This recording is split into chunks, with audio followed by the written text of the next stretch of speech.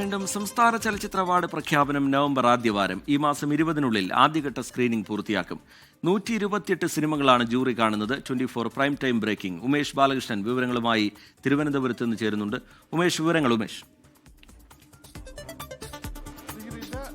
ഈ ആദ്യഘട്ട സ്ക്രീനിങ് 20-ാം തീയതി പൂർത്തിയാക്കും. 20-ാം തീയതിക്ക് മുന്നിൽ തന്നെ 128 ചിത്രങ്ങൾ, അത് രഞ്ജൻ പ്രമോദ്, ജിബു ജേക്കബ് അടങ്ങുന്ന ജൂറിയാണ് ആദ്യഘട്ട സ്ക്രീനിംഗ് പൂർത്തിയാക്കുന്നത്. അത് 128 ചിത്രങ്ങളിൽ നിന്ന് അവസാന ഘട്ടത്തിലേക്ക് 38 ചിത്രങ്ങൾ തിരഞ്ഞെടുക്കപ്പെടും. 38 ചിത്രങ്ങൾ സ്ക്രീൻ ചെയ്യാൻ പോകുന്നത് പ്രകാശ് രാജ് അടങ്ങുന്ന സ്ക്രീനിംഗ് കമ്മിറ്റിയാണ്. അവരായിരിക്കും അന്തിമ ജൂറി. അവരാണ് ഏറ്റവും മികച്ച ചിത്രം, ഏറ്റവും മികച്ച സംവിധായകൻ, ഏറ്റവും മികച്ച നടൻ തുടങ്ങി പ്രധാനപ്പെട്ട പുരസ്കാരങ്ങളെല്ലാം തീരുമാനിക്കുന്നത്.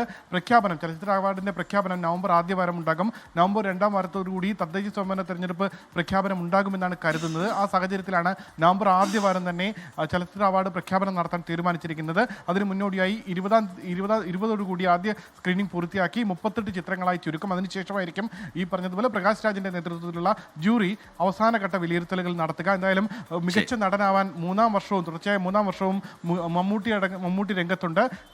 2 വർഷം മുൻപ് മമ്മൂട്ടി